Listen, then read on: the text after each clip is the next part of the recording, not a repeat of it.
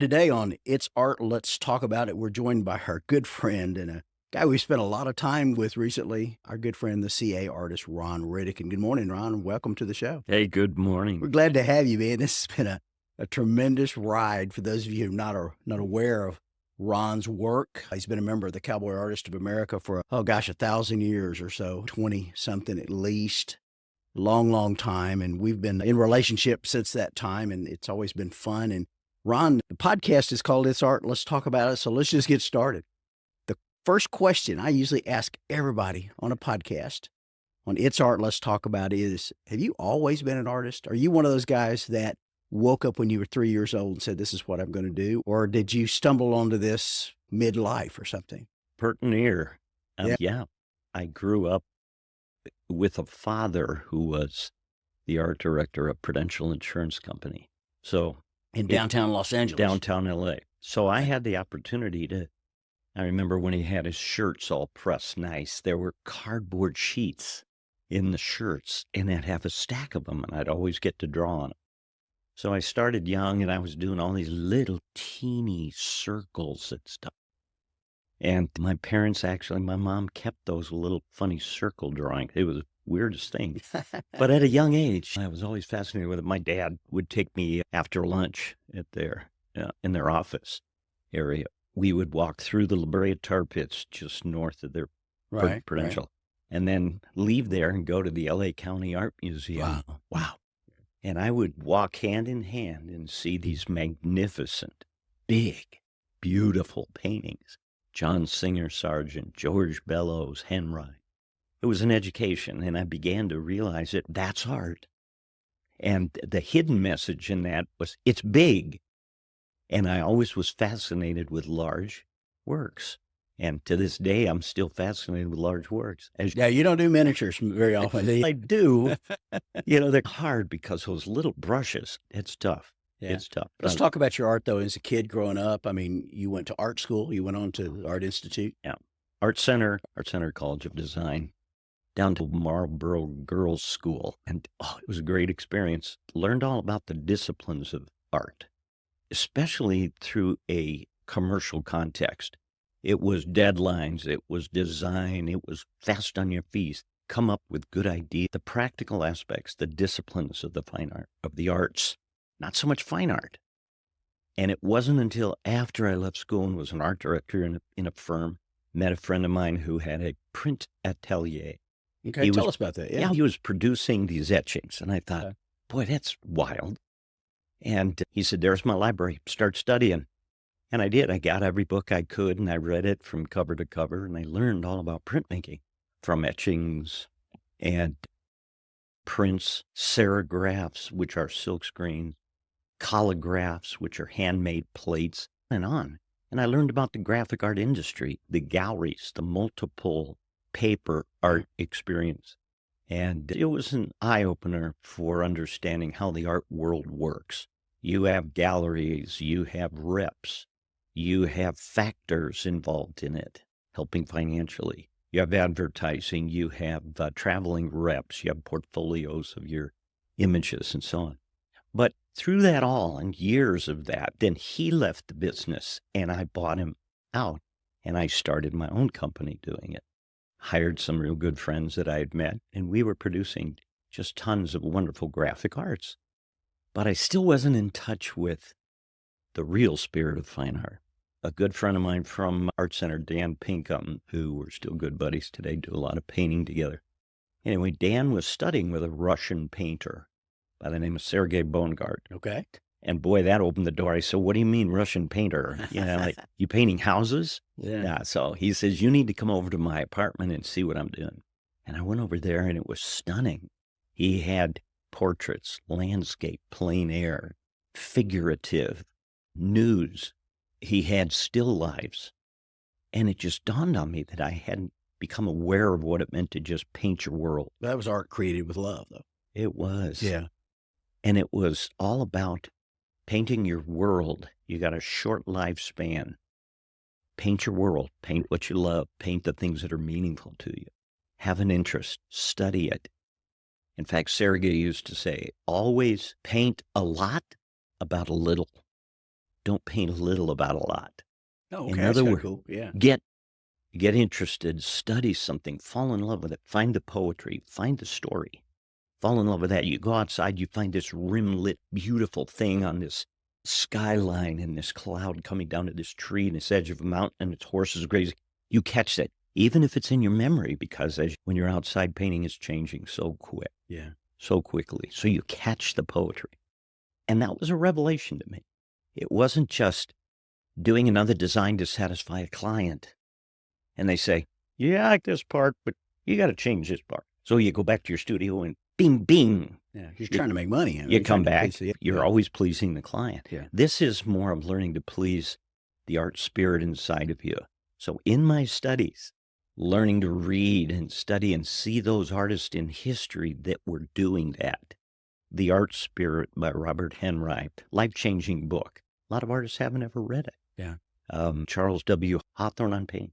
Oh my gosh. It was produced from all of the writings of his students after he passed away. They put together this book. And so those kind of inspirational things took art from a practical level to almost a spiritual, life-changing level, for real. And what point in the career did that happen? How old were you when that happened? I was in my 20s, really. Yeah. So early 20s. 50 years ago. 50 years coming ago. up. Yeah. Since then, I've been trying to understand that journey. And it is just a journey. You don't arrive.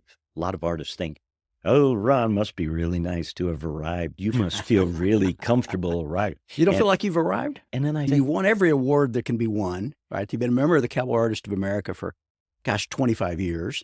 Yeah. You won all of their awards. Yeah. I know that because I was at a lot of the work at things where you won. All but sculpture. Yeah, I was right. All you had to do is people like Jason Skull don't want you trying that, or you might end up beating them on. But you won every award. Yeah. And you don't feel like you've arrived. You're 71 years old. 71. The thought came to me, and I heard it somewhere, but it stuck. If you think you've arrived, you have nowhere to go. Ding, ding. Yeah, ding, ding. Yeah. Yeah. So it's a journey. It's a journey. Yeah. And the diligent ones, the alert ones, those paying attention, are willing to adjust their road. It's not just getting known for doing something. And all of us have our favorite things to paint. Monet, look at, he had cathedrals. Sure. And water lilies. Yeah. And water lilies. Yeah. And haystacks. And haystacks. And he did them over and over because he was fascinated with it. Yeah. Same with us on our journey. I fell in love with the West, coming from California. So tell me that story. How did a boy from Los Angeles, from the La Brea tar pit area of L.A., get to Tucson and Montana, respectively, and become such a known Western artist? Good question. And really two major inputs. My uncle, my mom's oldest brother, was a rancher, and he had a gorgeous ranch up in Northern California, Weed Mount Shasta. And it was the Quarter Circle DJ Ranch. And I'd go visit when I was a kid. And it was like, why wasn't I born here on this ranch? It was everything like inside a boy you'd want to do. Okay. But it was the guy thing. And so cowboys, he had cowboys. It's about as far removed from L.A. and the Hollywood Walk of Fame and Hollywood as you can get. And Hollywood. Yeah. That was it. Yeah. We had the heroes, the heroines. We had the adventure. We had the danger. We had the stories. And so I connected to that. It's almost like the old saying, there's two kind of people. You have pioneers and you have settlers. And at some point in life, you'll probably be both. But something in your DNA wants you to explore. What's over that mountain? If I come back all shot up, let's not go that way. Yeah. Or I want to be on my property with my picket fence and my rocking chair and my gun. Yeah. And that was like two kinds of people. Those that want to have something and hang on to it, and those that don't have their address written on a street. Their address is in their heart, and they keep searching. So you went to the uncle, spent a lot of time in the ranch. Yeah. And it grew to love horses, cattle, cowboys, and so on. Along the journey, I met my wife, Natalie, in Tucson. Yeah, moved from California to Tucson. And that was significant because you get myopic in California, you think that's the end of all places. Right. And in many regards, it was in the 50s, 60s, 70s. So you moved from LA to Tucson, and that's where you met probably one of the most important people in your life, art changer, life changer, your partner and your wife, Natalie. It's true. Let's talk about Natalie for a second, because she's worthy of her own podcast. I tell you, you got that. Oh, she is a dynamic woman and effervescent, energetic, visionary. She understands business. She has gifts and talents that are just constantly amazing. Oldest of 7. So she has that clucking thing where she brings everybody together, keeps them going in the right direction. After we met, I began to realize, she said to me, wow, you're good enough to be famous. And I said, I'm working on it. And she says, looks like you need some help. Let's work a little harder. Yeah. So she was in the horse world. And at one point we had, I think, 15 horses. Wow. That we were raising, breeding, showing. And it was wonderful. So I learned so much about the equine world and changed my perspective on how to paint horses, the communication of horses, the movement, and so on. But beside that, she was, you know how many artists have to deal with so much in their life, from ordering frames, ordering nameplates, ordering crates, Sure, ordering supplies, keeping up with gallery dates, deadlines, advertising, all of the minutia. Not to mention the minutia of living. And fortunately, Natalie's an awesome cook, so she loves to cook. So we had to buy some freezers because she's used to cooking big. Coming from the oldest of 7 in a family, and yet it's beautiful because she'll say, hey, let's invite so-and-so over, and someone has a friend, bring him along. So she was always open to sharing her home, her gifts, her talents. And I learned from that. That was a valuable. You guys started this journey together 40-something years ago. We did. Yeah. Yeah, we did. And we're fortunate because I think that the concept of wind beneath your wings, yeah, that's real. And I've talked about it a lot. You want to, if you meet Rod Riddick, that's one thing. But if you want to do business with him, you got to go through Natalie. Yeah, that's true. Bless her heart. She clears the runway if I have to take off. Okay. That's a good way of putting it. Yeah, it really is. Yeah. That's exciting. And if I have to land, she's there. So you kicked off your career as a fine artist in what year? When? About that time? No, it was before that. Okay. It was before that. It was after I was studying with Sargent. I started in the print world about early 70s, and that lasted. I moved actually into Arizona in about 78. Okay. And I was doing fine art work then. The print world loved prints, but they said, do you have any one-of-a-kinds? And I said, you bet. So I started doing everything from drawings to monotypes, or one-of-a-kind painted prints on paper, and then started doing the oils, the watercolors, the pastels. And I loved it. I just loved it. At what point did you become a Western artist? I was doing it back in California. I think we were all influenced by that Hollywood experience, the Marlboro Man and the outdoors and the courageous cowboy and the lore, the myth. And I was so fascinated with that. And of course, being that I had an uncle, and I vicariously wanted to live that life, even though I was raised in LA. Fortunately, Natalie in the horse world, next ranch, we had horses everywhere. And so I was in it. And we were showing, breeding, going to ranches, learning, watching, just literally absorbed in the West. But I also fell in love with the cultural exchange, fell in love with the intersection of Mexican American, the Native American, the sunlight. After I studied with Sergei Bongard, the Russian painter that my friend Dan introduced me to, I realized I was way back at the beginning. I hadn't even begun to really understand painting from your heart. Using your heart, using your brain, and then the hands with the gift that God gives you. As I was saying a little earlier, there's that movie, Chariots of Fire, where Eric Liddell realizes that he said, God gave me a gift to run fast. And when I do, I feel his pleasure. Do you think God's given you a gift to paint? I do. I think it's a combination of a hunger to communicate, whether it's words or whether it's music, or whether it's paint, or maybe it's a gift with cooking. Maybe it's a gift with people, managing money, learning to write, learning to orchestrate things, keep things moving forward. Those are gifts. And I have some of those gifts manifested in the art world. I think the gene pool was there because of my family. Yeah. My grandpa, my dad's dad, was a cartoonist. He studied to be an architect. And his wife, my grandma, my dad's mom, she was a very talented watercolorist. So it was there. It's like Mozart was born to be a Yeah, musician. you come from a long line of people who created. I really Yeah. do. And fortunately, I had the little bit of wind on the embers at a young age. We have a lot of people who listen to this podcast, young artists, especially new artists. And one of the questions they always want me to ask is, who inspired you? Who can they go to? Whose works can they study to say, because there's a lot of artists out there digging through them, the wheat and the chaff kind of thing. Yeah. You mentioned Sargent. Who else were you inspired by? Back in those days, we had favorite illustrators. And so there's a handful of them, just magnificent.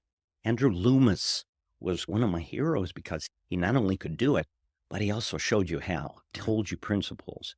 And as I began to study, I found heroes mostly in the pages of history, not so much contemporaries. Oh, I love the Harold von Schmids and some of the dear people that I got to meet through, say, the Artists of America show in Denver. It was a Rotarian show for years. Yeah. I got to meet the greats, Bettina Steinke and Donald Teague. Yeah, what a great artist. And a gentleman. And a gentleman, yeah. The last of a school. But the interesting realization was they were trained in illustration, but their real love was painting, fine art. It was fine art. And not always had the chance to do that, even Norman Rockwell. We were fortunate to study in Germany, and I was in the Pinakothek Museum in Munich, and I found this fabulous artist. His name is Wilhelm Leibl. I thought, wow, this is awesome work. And I started studying it.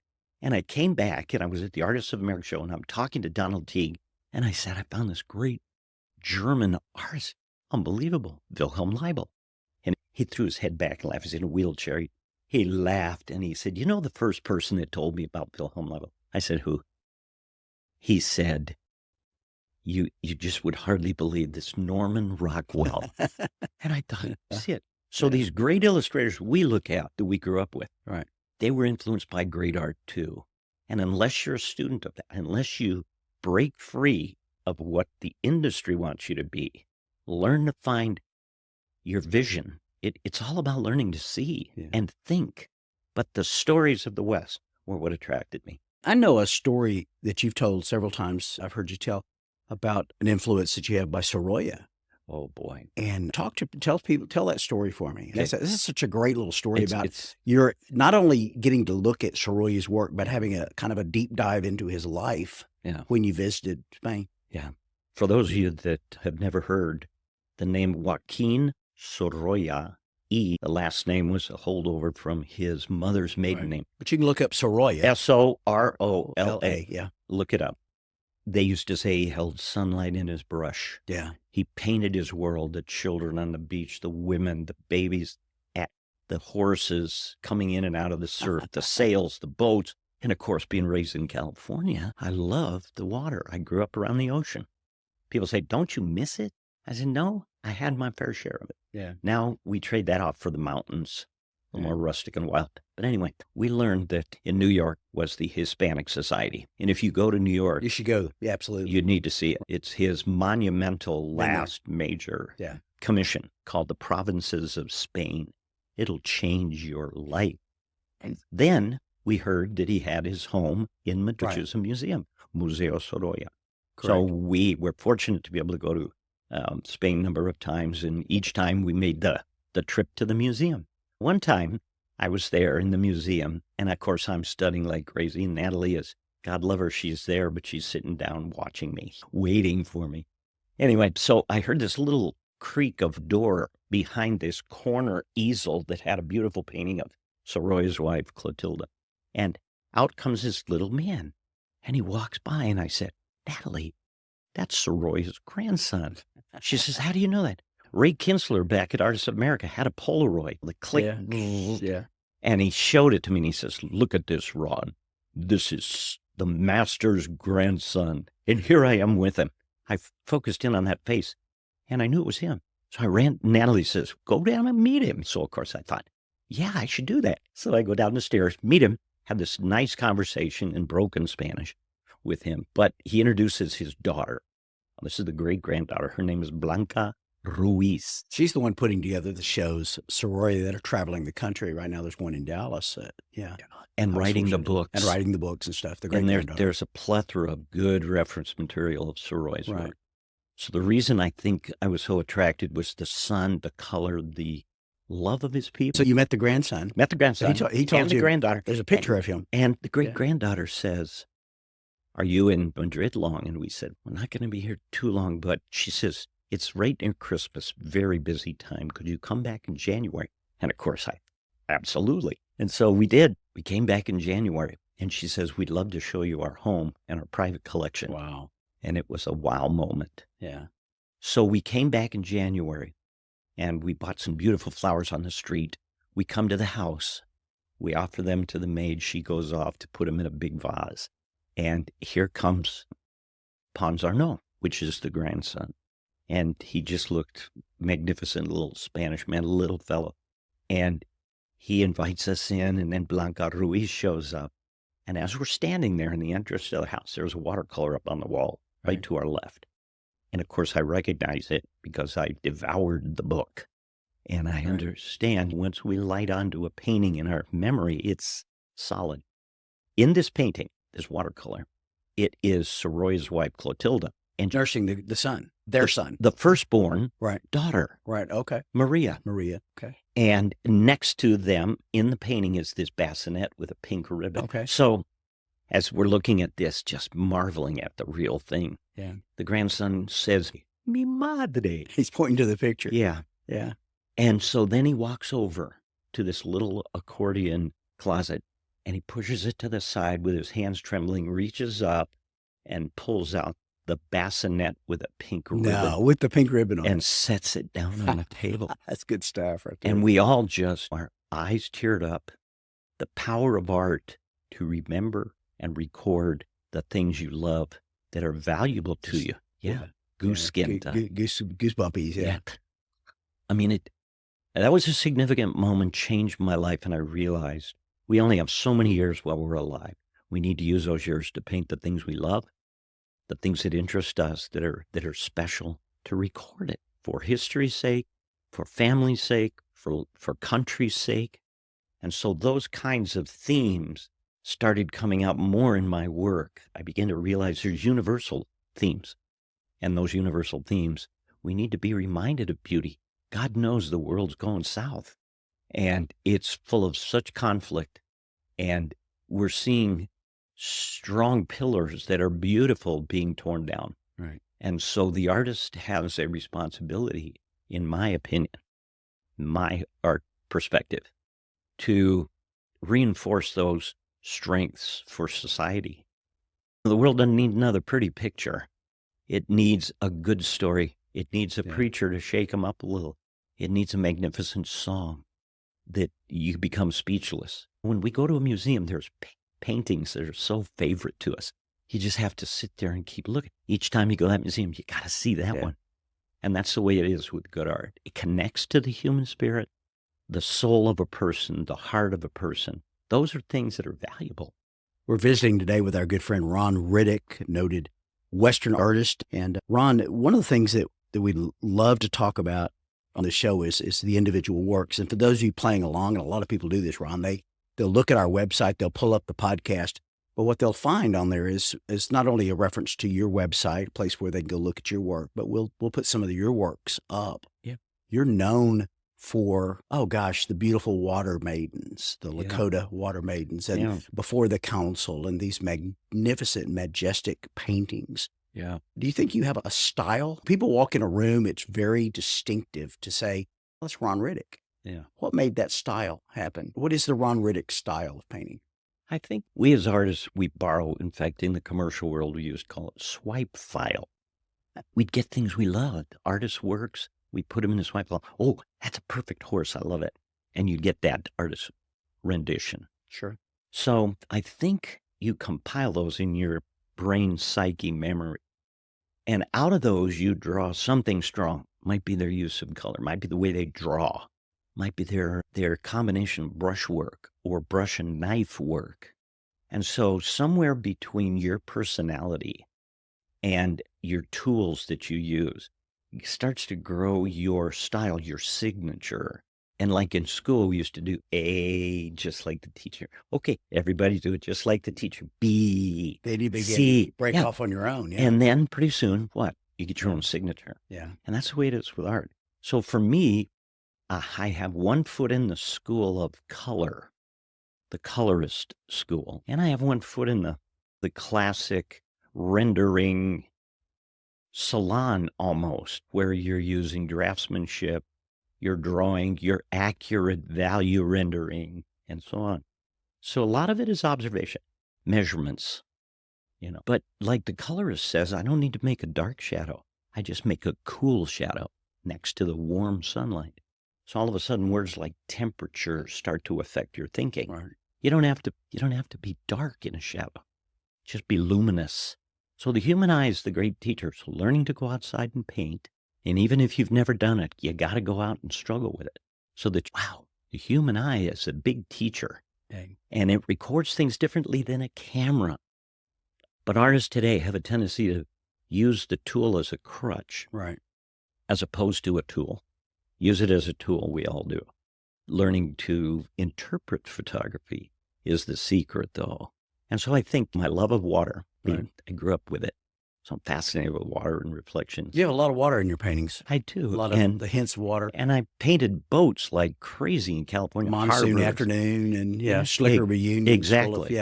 Reflections. And reflections of water. Yeah. And moving water. I've just always been fascinated with it. So clouds, a lot of clouds in your work. Love to look up.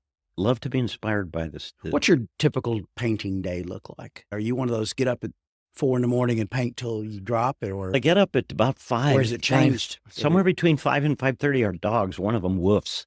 Yeah. And we have Australian Shepherds. And I get up with them, get some coffee going, sit there and watch the sunrise.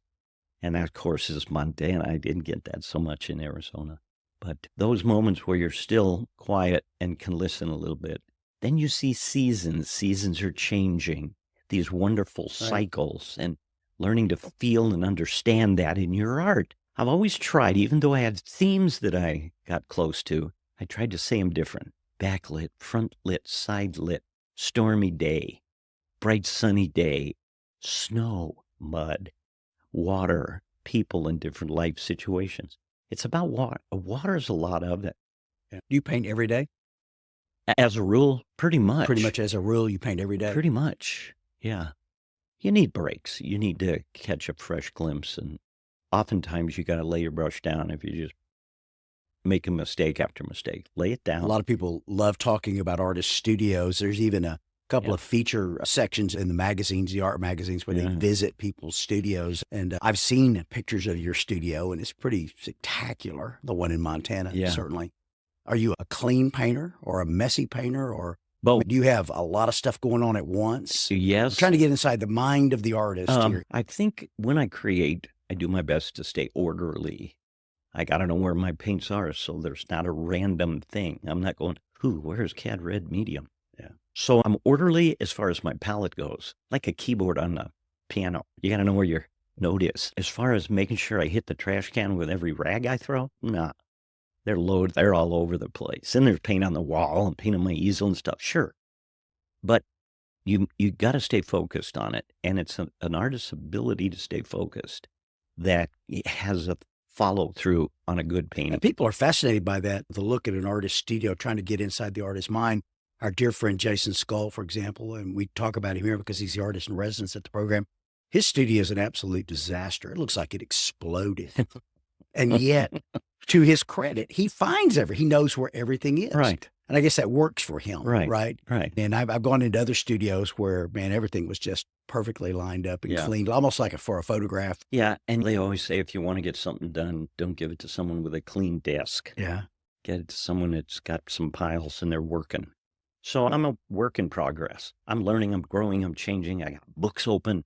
I've got references here and there. I got maybe a little palette over here with mixtures of color and so on. And it's still a journey, though. It's a total journey. And you don't arrive.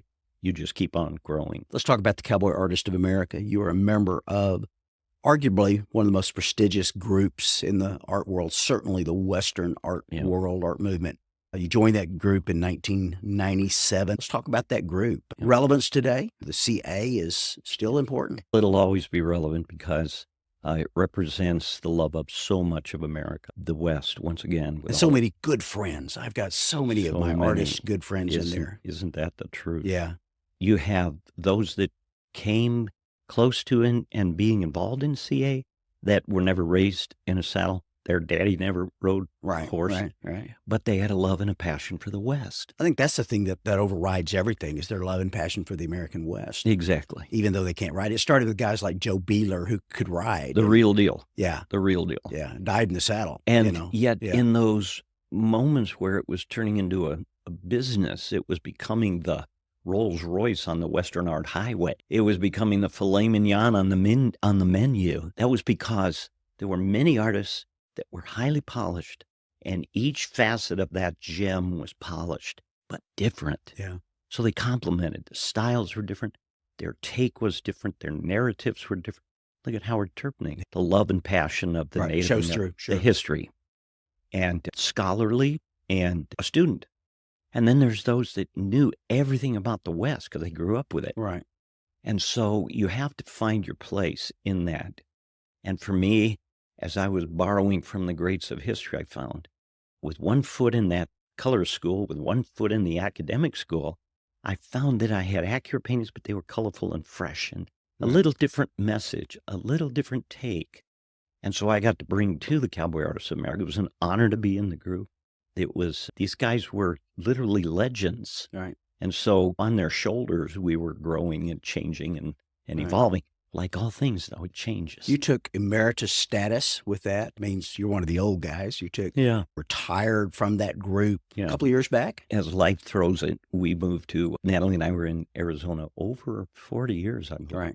But at that juncture of our life, we loved it there. Our families wanted to come and be there too. And so moms and dads were all there. And it was a period of time where they were all in their upper 80s. They were all starting, the wheels were coming off the wagon.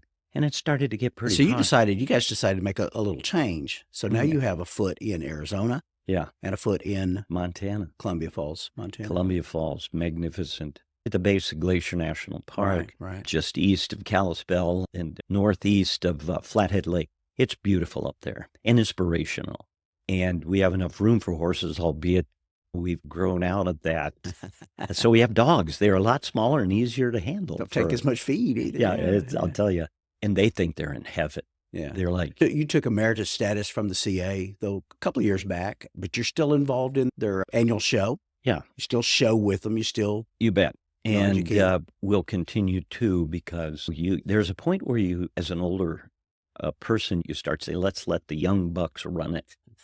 And we'll just be there if they need us. Yeah. We encourage our listeners, though, if you don't know about the Cowboy Artist of America, go out to Cowboy Artist of America. They've got a great website. There'll be everything you need to know about the CA. And this museum started as the Cowboy Artist of America Museum. So we still have great ties to the CA. We'll be doing workshops this coming summer, 2024. Yep. Let's talk about workshops for a second. One of the reasons you built your studio in Montana is so that maybe you can start teaching a little more. Yeah. I've always enjoyed teaching and have been blessed. Natalie and I have done some workshops all over the country. Right. Some art institutes, some art schools, and so on. The Fashion Institute up in Taos. The experience is, I love what I do, but I can also share it, and it makes sense to people, so I can articulate it as well as show them. Right. The good aspect of that is people need a leg up. They need help, and oftentimes they get trapped in a repetitive thing because they're so wanting to make money. They got to get it out there. And so what we do is we put the brakes on that thinking a little bit and say, let's talk about the work. Let's see what's working for you. Right. Let's see what's working against you. And all of a sudden, the pressure is not, you're failing here. The pressure is, we're all growing. We're all learning and changing. Let's learn some more. So workshops coming up.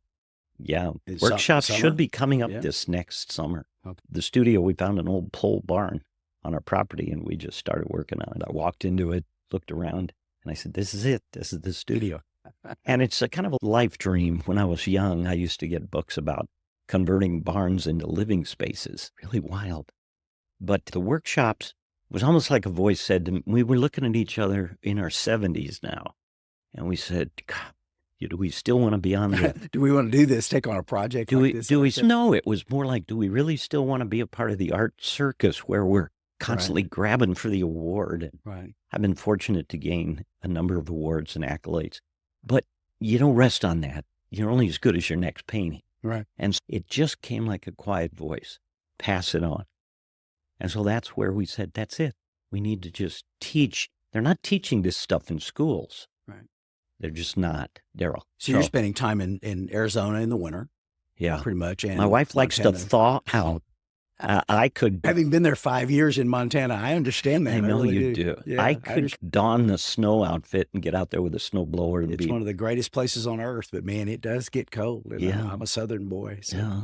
And I have high hopes of saying, no, this is it.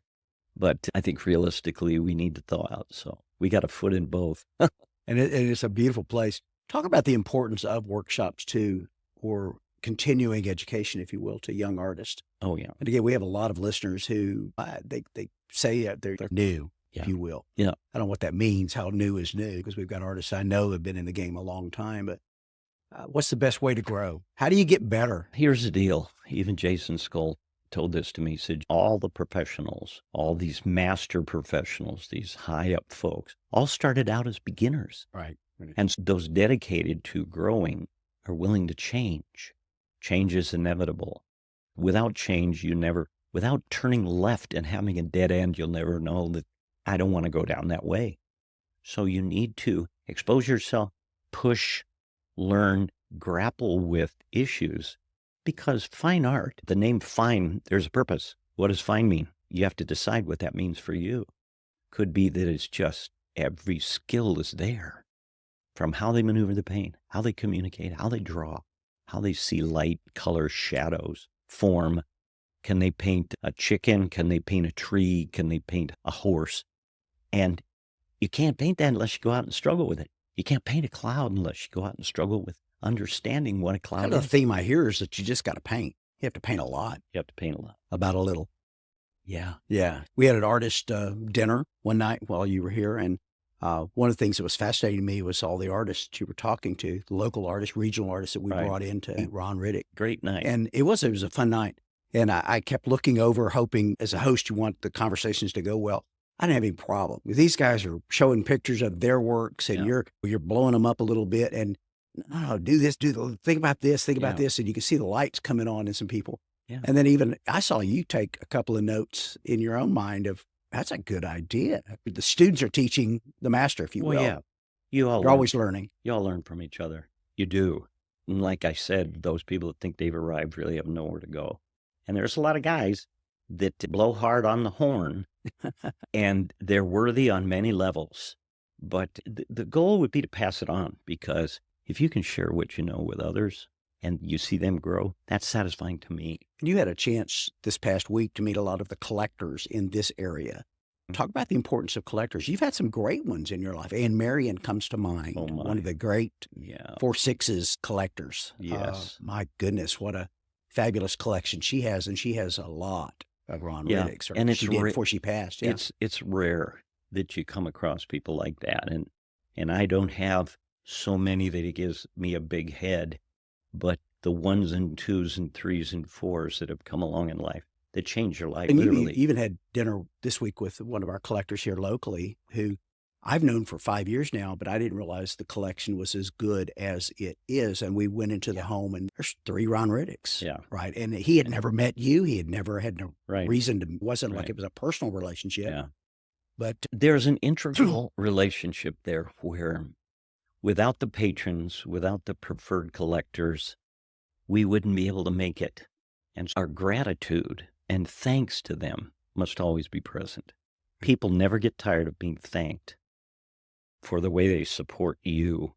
And I never get tired of saying thank you to these great collectors that have made our world work. Keeping them satisfied, you have to decide what that means for you. right. You have to decide. Are you just going to crank out something because it sells? Or all of a sudden you're going to do a little different thing because you're interested in it? That's a challenge for an artist. We get hooked up on the idea that, golly, I could have sold 4 of those scenes So the gallery says, pay me 4 more of those. And you're thinking, ooh, I could make some good money if I just paint 4 more of those. And next thing you know, you're doing it. And what happens? Yeah. You become rote. All of a sudden, your passion dims. You become commercial. And all of a sudden, you got a shtick going. And that's what I witness about some artists that aren't willing to challenge themselves. Paint it different. Right. You be the visionary. You teach people where they can go with the West. Find a different way to say it rather than cowboy going to the left, cowboy going to the right. That gets trite. Yeah. And it gets boring. And collectors will let you know that. Try and find it fresh. Say it uniquely. Say it different. It sounds like you're enjoying the journey. Yeah. With the art. You talk about students a lot. You talk about your influences, people that you meet, the common man who doesn't know much about art. You have that conversation very easily with people. I do. And then collectors, and then important collector base, other artists. Yeah. And so we need, like I said before, the world needs some beauty. And we get to shake them up a little bit with a message. And it just happens to be visual. Everybody connects to something visual. Oh my gosh, look at that painting. Yeah. That was I remember that swing when I was a little kid. My grandpa pushed me in a swing like that in our old oak tree. You got to have that painting because it reminds you of something solid. We're visiting with our good friend Rod Riddick, known artist, Western artist, and a good supporter of the Museum of Western Art. And if you don't mind, Ron, a little plug here for the Museum of Western Art. You go back a long ways with this museum. 97. When you first showed up here, Sure enough. over 20 some odd years. Sure enough. Talk about the importance of museums, this museum, to the Western art world. Why do we need museums? Why do we need places like the Museum of Western Art? Once again, it's the connection. It's the anchor in the world for art. It's the window where people can go and look in and go, they can slow down their hectic life pace, walk through, get totally engrossed in or absorbed in or lost in looking at a painting, sculpture. I just marvel at the sculpture you have here. This museum is fabulous. Yeah. The monuments, the small pieces, the miniatures, it's great. And then you're learning about history. There's firearms, and then there's clothing, and then there's historic displays. All of it is, like I said, they're the solid anchor for us. We need that in society because it's not that you make a lot of money. It's that you're doing a invaluable service to culture by preserving what's good and putting it out there for people to be reminded. We've got a fabulous collection here at the Museum of Western Art, and it includes a Rod Riddick painting, an early one, but always looking for more. But it's always fun. It's incredibly, like I say, a great journey. So it is. People want to find out more about Rod Riddick. How do we do that? Both Natalie and I are a little digitally challenged being our age. So we're not on that super cutting edge of, go to my website and find out. We've been busy surviving and making life work. But we're in Montana, we're in Columbia Falls, and our phone number is in the book, R.S. Riddick. And if they want to know where I am, they can contact they can contact the Museum of Western Art, and you do have a website, or at least you have no website. No website. No website. That's interesting. We had it for a while, but then it's real easy though to find your work. As we saw the other day. You just get on your phone and say, "Show me R.S. Riddick paintings," and it's whoa, they're in there. There's a lot of them out there from even the early days. There are. I'm fortunate, even with the secondary market, the auction groups where people pass away, pass on their collections, and all of a sudden they end up on the secondary market. The artist is now competing with living artists, galleries, and deceased artists' works in auctions. But I've been fortunate. I don't have too many pieces pop up on the auction, fortunately. Yet. Because they're really good. Yet. Yeah, people are hanging on to them. Yeah, I hope that's the case. Yeah, but we just love what we're doing. We're blessed to do what we do.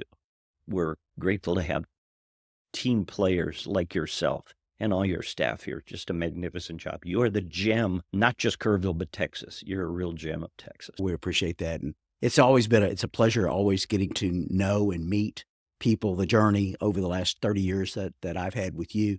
I have in my home 2 posters signed by you from Pre to West. One of them, Pre to West, Lakota Water Maidens, and Before the Council, those 2 from different shows. And you were kind enough back 30 years ago talking about the trail. Yeah. And here we are on the trail. Here we are still on the We're trail. on the trail. And we've been visiting today with Ron Riddick, R.S. Riddick, the painter. If you go out to the websites, go out to the Cowboy Artist of America, they'll talk about him a lot there. We'll post things on our website about him. And Ron, I just can't say, and come by, folks, if you're listening, come by the museum and get your Ron Riddick AP, artist proof.